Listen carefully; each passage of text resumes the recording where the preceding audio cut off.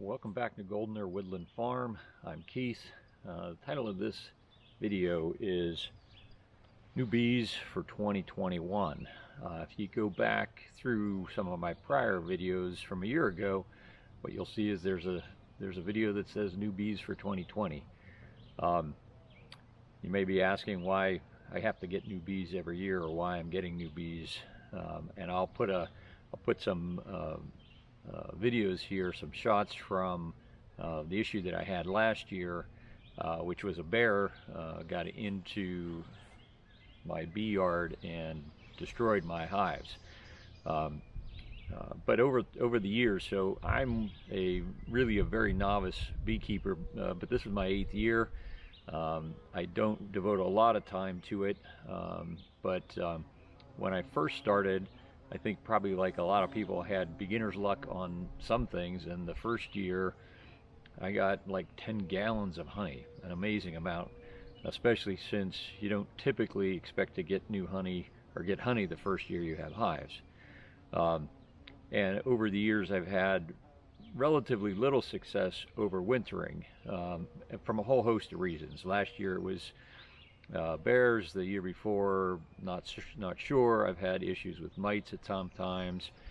There's a whole host of reasons why bees don't survive, but needless to say, I had to start over again this year.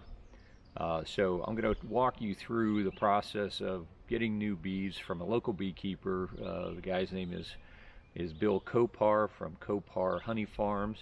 I'll put his information in that part of the video. So I'm going to walk you through that. Well, I'm guessing a bear got in here. Hopefully we'll have to check and see if there's anything on the game camera. This is crazy.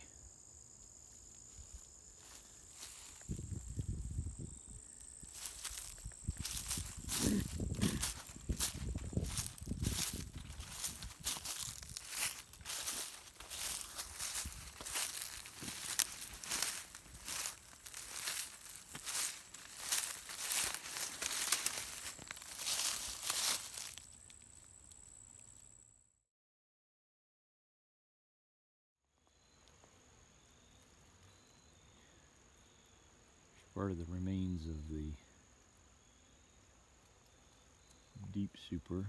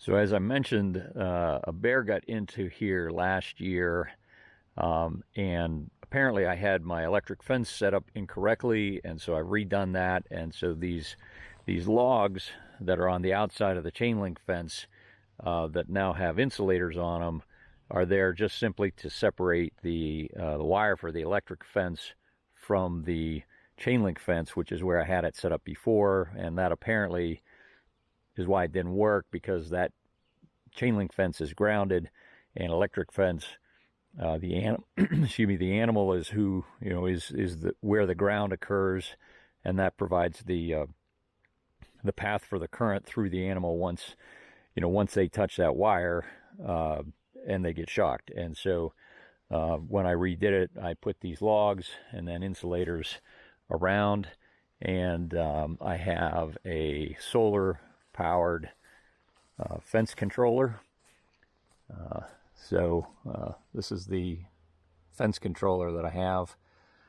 and hopefully will serve the purpose to keep the bear out. This is the section of the fence where the bear got in. Either here, they went, either over this side or that side. They were both damaged by the bear last October. There are a couple ways that people get bees for their beehives. One is to get them from a local beekeeper, which is what I'm doing now, and they in that situation what you do is you're buying what they call a nuclear hive, which is essentially half of a deep super. That lower part of the hive, they call that a deep super, and it's a 10 frame box, holds 10 individual frames, and when you get a nuke you get 5 frames with bees and larvae and a queen. Another way to do it is go out and collect a swarm. If you can find a swarm hanging on a tree or on a bush or something, typically there's a queen inside and a whole bunch of workers around it, so you can collect that swarm and add it into a box, and that's another way that a lot of people get bees. And then really the other way is you buy what they call a bee package, or a package of bees, which is 3 pounds of bees and a queen, and that's like, I don't know, 3,000 bees or 5,000 bees in a box with a queen in there. When I first started out, that's how I got started, using packages. They tend to come from either California or down south, Florida or Georgia. So they're not climatized to this area. If you can get bees from a swarm or from a local beekeeper, they tend to do better, more likely to have success overwintering, and then also being resistant to the issues that you might have in your area. So in this case, what I'm doing is I'm buying nukes from a local beekeeper. So that's just some information about how you might go about getting bees. Another important part is in the sort of the life cycle of the bees and the plants in our area. You have 2 major bloom periods and 2 major sort of what they call honey flow periods. One is in the spring, so we're in the midst of that right now. When you see the beehives where I'm getting my bees, those hives are just loaded with bees, because there's a lot of food for them. There are a lot of plants flowering, trees and bushes and things like that. And the spring trees, the spring flowers tend to die out around, kind of middle, late June. And then we have a lull through July and early August, and then the next big push of blooms are in sort of late August, September, and then depending on how the fall goes, maybe into October. So when you're just starting out at this time of year with new hives, you really don't expect to get honey until the fall. And so when you're starting out and you have to start out again new each year, basically it cuts in half the time period where you might expect to get honey, versus those that have bees that overwinter and they start out in the spring and they can really take advantage of the spring blooms, fruit trees, flowering bushes, flowering trees, and a lot of the spring flowers. So that's another aspect of beekeeping. If you're at all squeamish about bees flying around, you shouldn't watch this video, because there's going to be lots of bees flying around.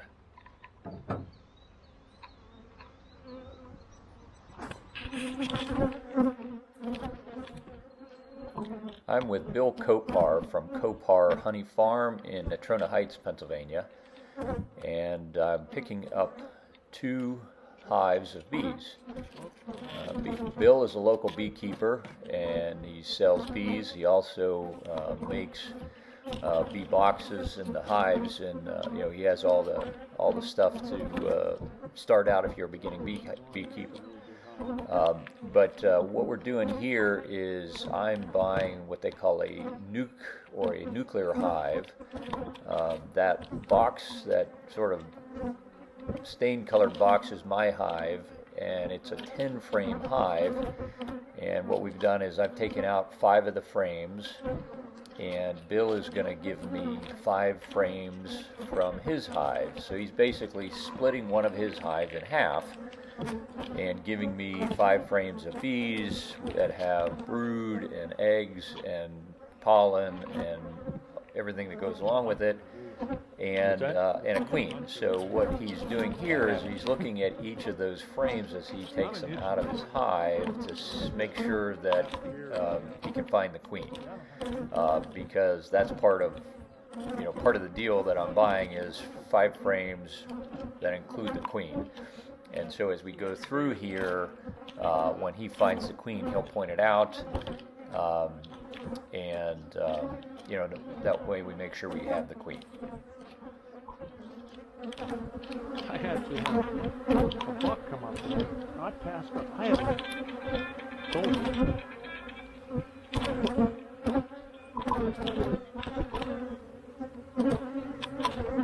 All right, we got you back. Yeah.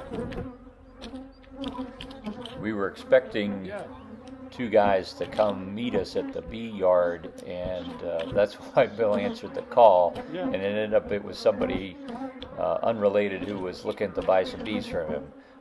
So he's talking to a prospective customer here while he's going through looking for a queen.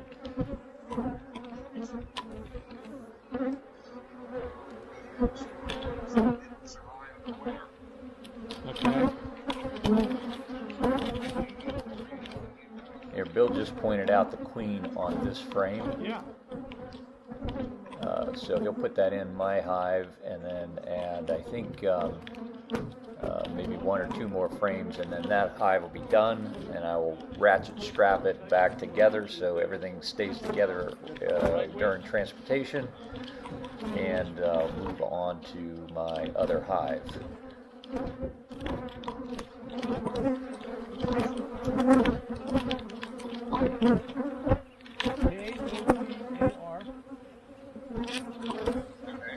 Honey Farm at gmail.com.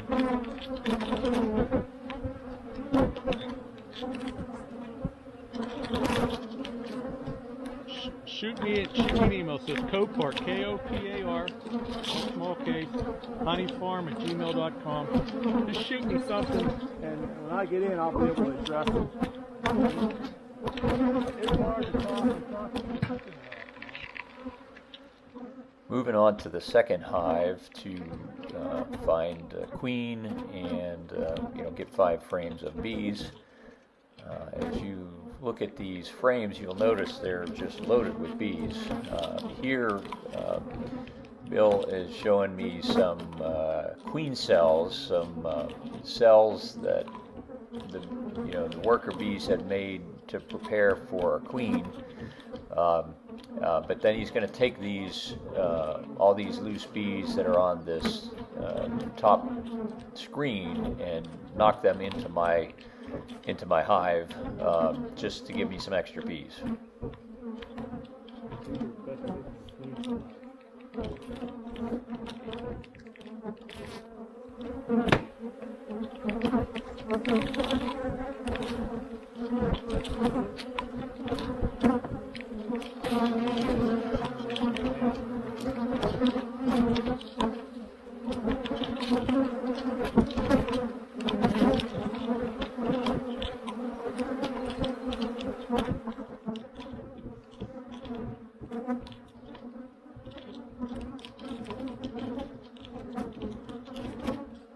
So when Bill put that frame back in to his hive, we decided that it didn't look good enough, didn't have what he wanted to give to me. This frame, you can see where there's a lot of those cells that are full. Those have eggs laid in them. There's the other guys that finally showed up. Right about here is where I started realizing that bees somehow were getting inside my veil, and you'll hear me say something like, "Ooh, it got me," just in a minute.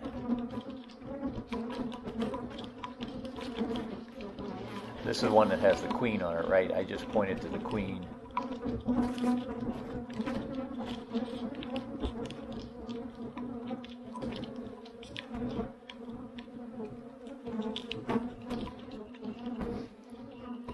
video is going to come to an end because bees started creeping into my... I mean, they're definitely on there.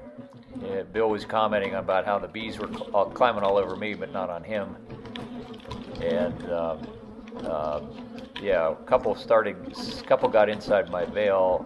I got stung on the cheek, and I stopped videoing because I was getting stung, and I wrapped it up and I hightailed it out of there.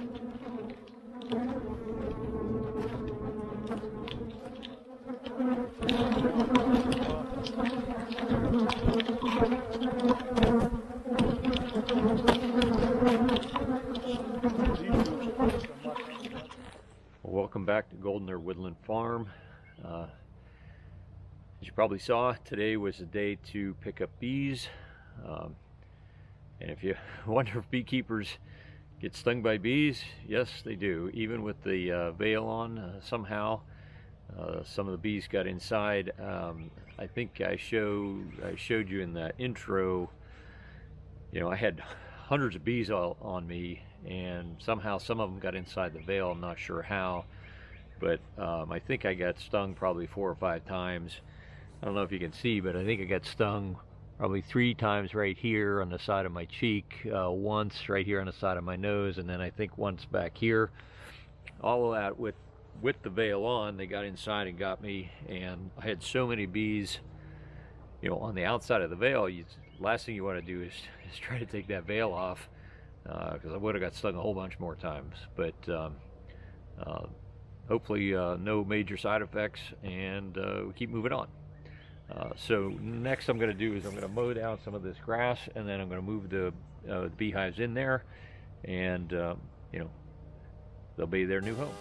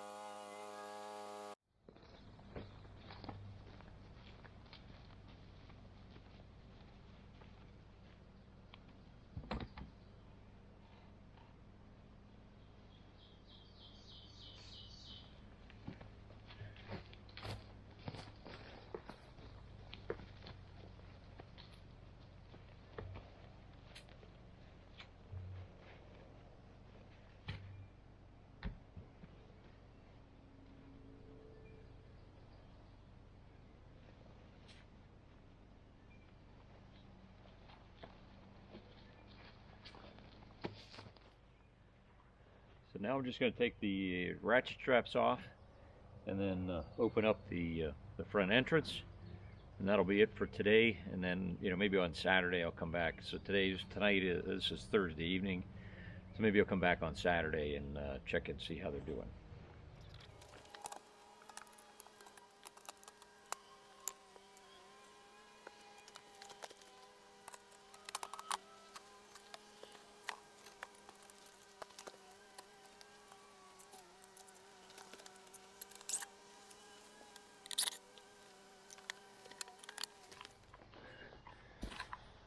So they're kind of in for the night.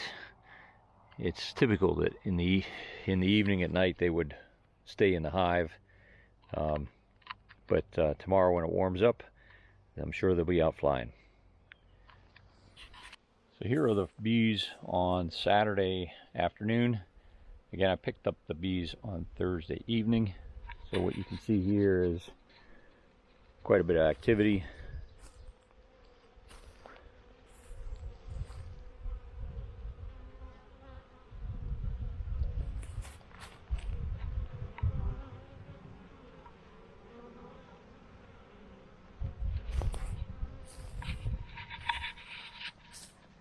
You can see I've mostly recovered from the bee stings on my face.